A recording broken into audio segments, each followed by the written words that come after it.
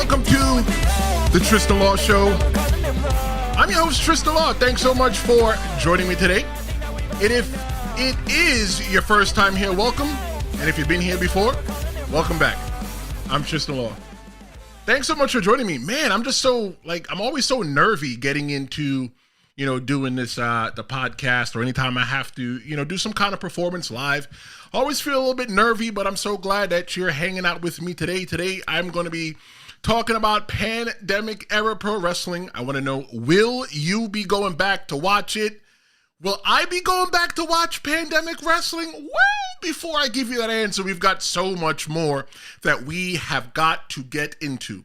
However, if you've been living under a rock, or if you're watching this in, let's say, 50 years, hopefully YouTube is still around here wondering, hey, what's the pandemic? Well, the pandemic is a global sickness that went around, a global disease, virus that went around, and it pretty much crippled the entire planet. It crippled the whole entire globe. When you're sitting in your school and you're looking at the globe was crippled due to the coronavirus, COVID-19.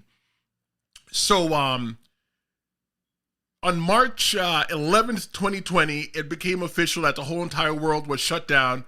We were supposed to shut down for only 2 weeks. And I know that it was only 2 weeks because I said to myself, I'm going to eat everything on DoorDash. And a year later, we were still within the pandemic. But when you are looking at the pandemic, before the pandemic, we got things like this. We got full arenas at WrestleMania 35. We had people there. There was a lot of people there. It was so hard to travel and to come home from WrestleMania 35 because, I was there live. Only for the next year to be just the essential people in the building. There was a shirt floating around from the WWE that said the number one fan in the arena, in the building where they shot the WWE WrestleMania and most of their programming throughout the pandemic, it was an actual fan. Very, very depressing. Very, very depressing. The absence of the crowd, it affected the atmosphere so much, you wouldn't even understand. And the reason why I say that you wouldn't really understand is because you kind of got to be a pro wrestler to get it. Right? When you're in the ring, right? Because I'm a pro wrestler, semi-retired pro wrestler, don't wake a sleeping bear. If you watch pro wrestling, the fans are just as much as important as the people that are in the ring. And when we are in the ring performing, the first people that you learn to perform in front of are other wrestling fans. It's what we do at wrestling school. You practice, not wrestling fans, other pro wrestlers. You practice in front of other pro wrestlers. Sometimes there may be one or two people sitting out there. Sometimes it's a full class that night. And it's the adrenaline. It's the reaction from the crowd. And you're not getting that authentic reaction from the crowd because the crowd is not there, or they're just wrestlers and they don't want to look like a mark, because you never want to look like a mark as a pro wrestler. That's something that I'll be talking about. It's another episode that I'll be going to in the future. But let me know what your thoughts of how you felt that the crowds not being there, how it affected the atmosphere and wrestler performance. Some of the big key moments, and I'm a huge WWE guy, I will not deny that by any means necessary, but some of the things that we got during the pandemic were the Boneyard match, which is Undertaker versus AJ Styles. That was the Undertaker's last WWE match. Is that a way that we wanted the Undertaker to go out? No, but was it the best way for the Undertaker? I think so. The reason why I think that's a good way for the Undertaker to go out is because the Undertaker will tell you himself, it took so long for him to get ready, to get prepared for the wrestling match, the toll that it would take on his body. What better way to do it than to do it with Hollywood? I think that was probably one of the best things during the pandemic. Another thing that we got, another memorable moment that we got, was the Firefly Funhouse match. We got that during the pandemic as well, too. It was John Cena versus the late and great Bray Wyatt. We got to see so many different things. It was pretty much like we were watching a movie. Did we get regular professional wrestling matches? Yeah, sure we did.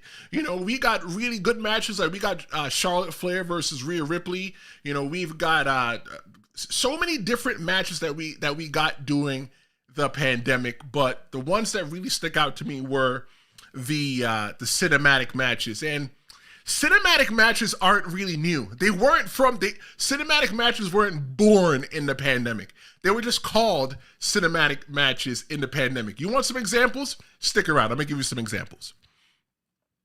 The creative solutions created and developed by wrestling promotions, for example, like AEW, they went to QT Marshall's school in Atlanta, in Georgia. I can't remember where it is. It's Nightmare Factory. It's ran by Cody Rhodes from the WWE and QT Marshall.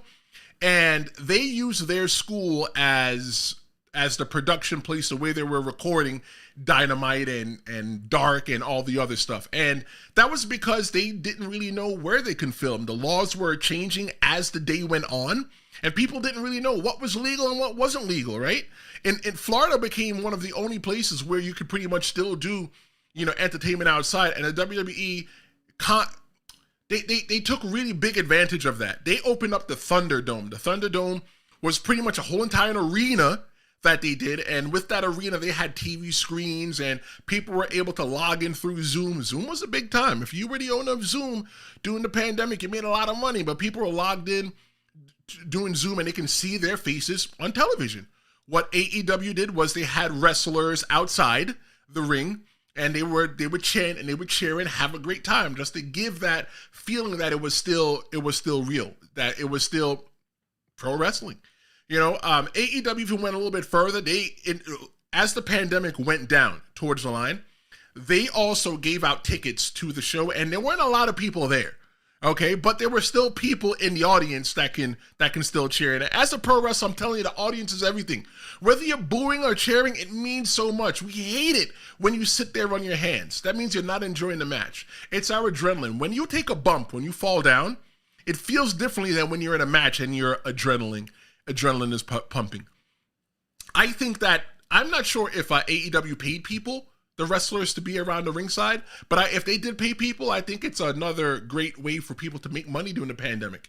It was hard. A lot of people couldn't make money during the pandemic. Ring of Honor, from what I understand, they still paid people before they were absorbed by AEW. They still paid people to wrestle. These wrestling companies thought outside the box. They invented like their own bubbles. And in case you don't realize it until now, I'm going to let you know something. Everybody stole ideas from the WWE, from AEW, from Ring of Honor. Everybody did. The NBA did it. The NFL did it. The NHL did it. Everybody did it. Imagine if it was an Olympic year, how they would have managed, right? But everybody stole ideas on what the WWE was doing and AEW and everybody else was doing just so that they can run their promotions. When the whole entire world shut down and nobody was allowed to leave their house and nobody was allowed to congregate in public, everybody else panicked. And did the WWE and other pro wrestling companies panic? I'm sure they did. But what they did was they thought outside the box. There was never a lapse of professional wrestling during the pandemic. We got pro wrestling 52 weeks per year during the pandemic. The effectiveness of these innovations and maintaining fan engagement during the pandemic, look, man, it was better than nothing, right? We got what we got, and we were all excited to get it. We were happy to get it. We were happy just to get some kind of wrestling. We were home so much, we were just looking for an escape, and one of my escapes was podcasting. That's how I kind of ended up here in front of you almost 4 years later since the pandemic that happened in 2020. Without the fans being in wrestling, WWE had to think outside the box. And I'm saying WWE because I'm a huge WWE guy. The Money in the Bank, man, it's like there's certain things just didn't crack. It just didn't make sense. One of the things that didn't make sense to me was the Money in the Bank match. They used an elevator. They climbed the WWE corporate tower. They turned the Titan Tower, the old one, on Main Street in Connecticut. They turned it into a TV studio. That's pretty much what wrestling turned into. It turned into studio pro wrestling. And without the fans, man, it's just different. For me, watching wrestling during this time, I have no words for it. I have no words for it. Was it something to watch? Yes. Did we get a lot out of it? Yes, we got a lot out of it, and the giving is still giving right now. Like, for example, the Bloodline. The Bloodline is still giving. It's one of the biggest stories right now in the WWE. Wrestling promotions, they had to innovate in storytelling because you didn't have the fans there to tell you whether you were doing good or not, right? If the fans are cheering, if they're buying tickets, yeah, that's how you know you were doing good. However, going to social media is a really good place to let you know if you're doing good or not. And you can follow me on Threads at The Real Big Tris. I'm always on Threads, and that's how I used to gauge whether I'm doing good or not. The rise of longer storylines and the challenges of building new stars during the pandemic was really tough. Really tough. Roman Reigns wasn't a new star at the time. But Roman Reigns was somebody that was, I think he was floundering. If it wasn't for the pandemic, I don't think Roman Reigns would be who he is today. And the reason why that Roman Reigns became who he is today, because they had to stretch out the stories, right? Because we didn't know how long the pandemic was going to be. We didn't want to tell short stories. Now that we're telling stories that are years long. This is a 4-year story WWE is telling. When you're watching pro wrestling now, because their storytelling has changed, you now have to not only watch what's happening in front of you on the screen, you now have to watch what's happening behind you, because somebody could be walking around in the back that you don't know, or somebody could be, talking to somebody in the background, and it's like, I wonder what they're talking to about. So now, like, the depth of the storytelling has become even deeper in pro wrestling. And right now in the WWE, I think the Bloodline is still one of the hottest stories. And everybody says the story sucks because it's going on so long. What they pretty much do, what WWE does, is flip the story on their head and show us, wait, but you didn't turn the page yet. Pre-taped content during the pandemic was something that the WWE and other pro wrestling events had to do in order to stay within safety protocols. Because you never knew if what you were watching was going to be able, you never knew if pro wrestling was going to be able to be on next week. You never knew if it would get worse and they would change the laws, and we just couldn't do what we were able to do. You just didn't know, right? So they pre-taped a lot of pro wrestling. WrestleMania actually became two nights instead of one, and it's something that we still do today. And they pre-taped all of WrestleMania. I think that was the first time in history. No. That probably is the first time in history that people were in WrestleMania, like the wrestlers, and they were able to go home and watch themselves. Never before was that ever done, and because of the pandemic, that had to happen. But because they were able to pre-tape everything, I'm sure that they were able to control their production a lot more. For example, I used to go and watch TNA wrestling in Orlando when I lived in Orlando all the time. I worked at Universal Orlando, so I was always in the Impact Zone, okay? And I remember one day they were recording Impact, and whoever was coming out, I can't tell you who, it doesn't even really matter. But when they were coming out, the fans were very lackluster. The fans weren't into it at all. They weren't loud or anything like that. So what Jeremy Borash said on the microphone was like, we're going to do this again. We just need you to be a little bit louder. Come on, bring the fire. The wrestler went back up the ramp. They played the music again, and he came down. Whoever that was, I don't know. That video, I'm sure, exists somewhere, just not on the internet. It's never been made public. So the WWE got to do different things that if somebody messed up somewhere or if something didn't look crisp, let's just do it again. We're going to cut it either way. We're editing it. We're not watching it in its real and full entirety. But this goes back to one thing that I always say about pro wrestling. Even though pro wrestling, some of it was taped during the time, it goes to prove my point that no matter when you watch pro wrestling, if it's a brand new to the streaming platform or to the television, whether it's live or taped, you always assume that it's happening right now, unless they tell you otherwise. I'm not sure how many people knew that WrestleMania 36 was not live, but you know what? It was live in your house, but it wasn't live at the time that it was being taped. Some of the projected production changes that might influence future wrestling shows. Okay, so If you go back to WrestleMania 12, there was a match that influenced, if you asked me, a lot of the matches at the time.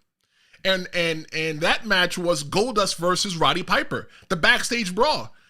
The majority of that stuff was pre-taped.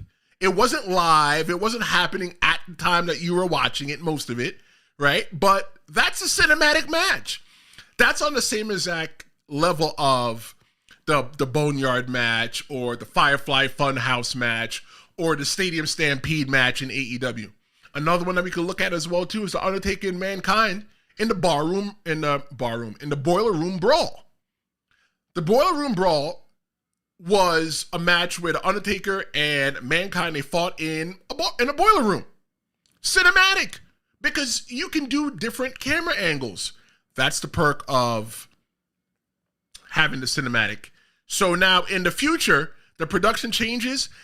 I think we can still see some of the production things from the pandemic, different camera angles.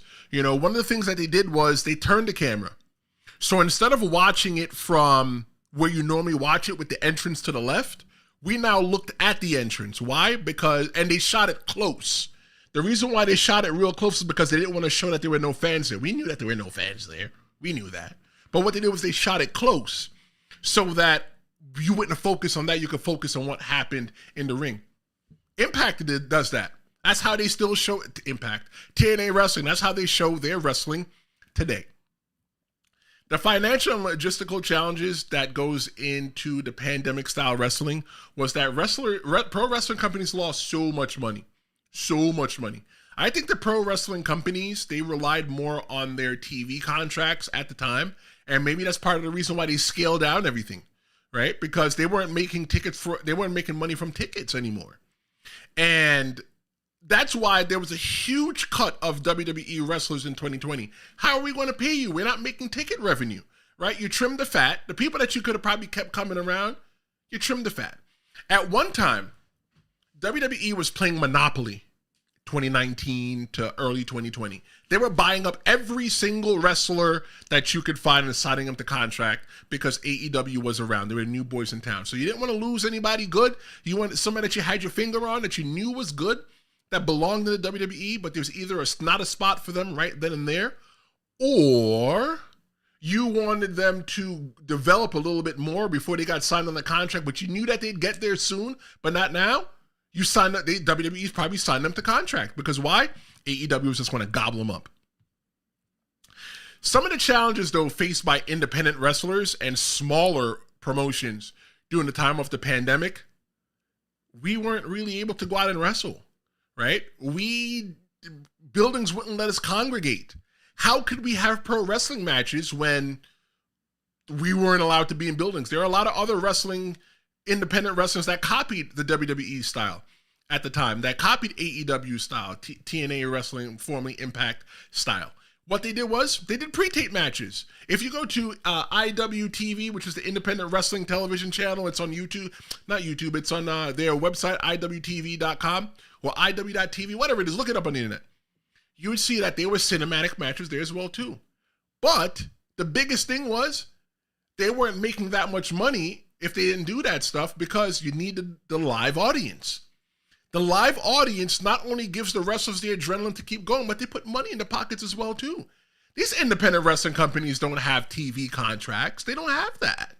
So what they had to do was they had to find other ways to make it happen. One thing that I know firsthand that East Coast Pro Wrestling did, because I am or was affiliated with them, I say still am affiliated with them at the time, is one of the things that they did was they just recycled old material, and it was just like a ECPW Adrenaline Classics. They brought back old matches. The coolest thing was like, oh wow, I didn't know that person wrestled for ECPW back in the day, but you know what? They did. Wrestling is a form of escapism for many of us. When you're sad, when you're happy, when you're just lost in life, pro wrestling has been there for a lot of us. When I moved back to New York and I didn't really have many friends except for maybe like 2 or 3, the whole gang of friends that I had when I left New York, we all grew up, grew apart, went on to go live our different lives. I didn't have that many friends. And especially the town that I live in, they didn't have many people for me to be friends with because I was the new guy in town. Wrestling has always been my escapism. And during the time of the pandemic, you know what? I don't think wrestling was that great during the pandemic, but you know what? It was something to watch. The unique circumstances, though, I think created the unique circumstances of the pandemic. I feel like it created a deeper connection between the wrestlers and the fans because wrestlers did a lot more on social media. Wrestlers did a lot more TikToks. They did a lot more Instagram Reels. There's a lot of AMAs, Ask Me Anythings. You know, they were interacting with more people on Twitter. They tried so many different ways just to interact with the fans because you go from going into an arena with 10 to 13,000 fans to go into an arena with just the wrestlers, right? With just the production staff. You don't get to interact with the fans. You no longer get to walk by and have, the wrestlers, have the fans go, oh my God, CM Punk, I want your autograph. They can't because those people don't exist anymore. So what wrestlers did was they interacted with people online. On Threads, like I always say, I'm really big on Threads. You could follow me at The Real Big Tris. On Threads, I projected a question, and that question was, would you ever go back and rewatch pro wrestling from the pandemic era? And here are some of the responses that I got. Let's go through them. I got one from Susanna Forever 007. She says, anything during COVID is a nah for me. Apart from people using sanitizer and washing their hands, because people are bad again with the nasty hands. Yikes. Disgusting throw up face emoji. I agree. Anything for me in the pandemic era during COVID, I'm like, I'm not really too much of a big fan for it. People learn to wash their hands during the pandemic. That's something that we learned when we were young and we just forgot it, but it's something I never forgot. I always wash my hands before I eat. I usually wash my hands after I get out the bathroom. There are men that walk into the bathroom and they hold themselves to use the bathroom and then they don't wash their hands. You're nasty. And that's what people did during the pandemic. They learned how to wash their hands because hand washing reduced the spread of coronavirus. Let's take a look at another message that we got. We got this from David Robert _. He says, I've gone back to show a friend the AJ and Taker match. He's talking about the Boneyard match. He goes, otherwise, it's still too recent for me to even want to rewatch anyways. I don't know emoji. Plus, we all know it's not the same. Dude, thank you so much for your message on Threads. I agree. It's not the same. It's not wrestling. It's wrestling, but that WrestleMania 36, I don't think I'll ever go back and watch it again. There's no reason for me to watch it again. Let's take a look at another message that we got on Threads. The question that I asked is, would you ever go back to rewatch pro wrestling from the pandemic era? I got a message from Noon Grodian, and Noon Grodian says, if it's AEW, yeah. Only because he liked how they had signed and unsigned talent around the barricades to give atmosphere to the matches, and they still had some interesting angles going on that still get referenced to this day. Yo, bro, let me tell you. Thank you so much for your message. I have a huge heart for unsigned talent because I was an unsigned talent, okay? I signed myself to the Tristan Law Show, and I bring you this podcast live every Tuesday and Friday at noon Eastern right here on YouTube. And one of the things about the pandemic, they had AEW Dark. Those same wrestlers that were unsigned, that were around the barricade, they had them in matches. They had matches. They got opportunities that they probably wouldn't have gotten if it wasn't for the pandemic. Were all the wrestlers good at that time in AEW? No. I'm talking about the wrestlers, the unsigned independent wrestling talent? No. But they got an opportunity that they weren't able to get. They were able to possibly get some feedback to tell them, hey, look, you need to probably work on this before, you try, coming back to us again. Let's take a look at another message. This one is from Ariex V6. He says, the digital screens with fans tuning in, although a nice touch, was hard to watch, especially with the piped-in crowd noise. Thank you so much for your message, REXVS6. He's talking about the WWE during the time they had the Thunderdome. If you go back and watch Thunderdome wrestling, they figured out just instead of just showing empty seats, why don't we just show fans sitting at home on Zoom? And they had that. And then they piped in crowd noises that they felt appropriate to the pro wrestling, events going on in the ring. Do I think that was cool? No, I don't think that was 100% cool. The reason why I don't think it was 100% cool was because they were then telling you how you should behave. Don't tell me how to behave. I want to know on myself how I should behave. So the question. First off, thank you so much to everybody on Threads for your message. The question I'm asking myself now is, would I ever go back to watch Pandemic Era Wrestling? No. I don't have any interest. I don't want to see the Stampede match. I don't want to watch AEW Dark. Even though I am going to watch a couple episodes of AEW Dark because I'm going to start a new series about AEW Dark here on the Tristan Law Show. We're going to look at some of the independent wrestlers that were in the ring because I love independent wrestling as a former, actually semi-retired independent wrestler. I want to look at where they are now. So to subscribe, and I will be doing that in the future. Just look out for that. But I'm not watching independent. I'm not watching pandemic style wrestling. I love WWE. I'm not watching that. I think one of the people that showed up that got the short end of the stick during the pandemic was Drew McIntyre, right? Drew McIntyre's got a lot to be happy for, and he's got a lot to be sad for. That's Drew McIntyre right there at WrestleMania 36. And that's when he beat Brock Lesnar for the WWE Championship. Did he get sold the short end of the stick? Yes. Yes, he didn't have anybody cheering for him in the audience. He didn't get any pyro. He didn't get any fireworks. That was probably one of the most lackluster WrestleMania wins in the last 10 years. When you see Drew McIntyre on Monday Night Raw, on Raw, when you see him on SmackDown, when you see him on WWE programming, and he seems like he has a chip in his shoulder, you can understand why. The fans weren't there for him when they were supposed to be, right? Because they couldn't be. And Drew McIntyre probably still holds that against the fans. Thanks so much for joining me today on the Tristan Law Show. I appreciate you. The biggest compliment that you can give me is to subscribe. I got some really cool things coming down the pipeline.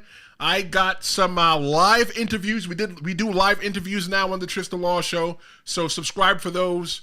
Those are going to be coming in a couple weeks. I got one from a pro wrestling promoter. We'll be jumping on in a couple weeks. I got a couple of friends of mine in the independents that I want you to meet.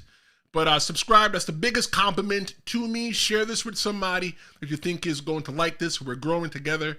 I appreciate you. This is the Tristan Law Show. Thanks so much for checking in. I will be back on Tuesday at noon Eastern. I look forward to seeing you.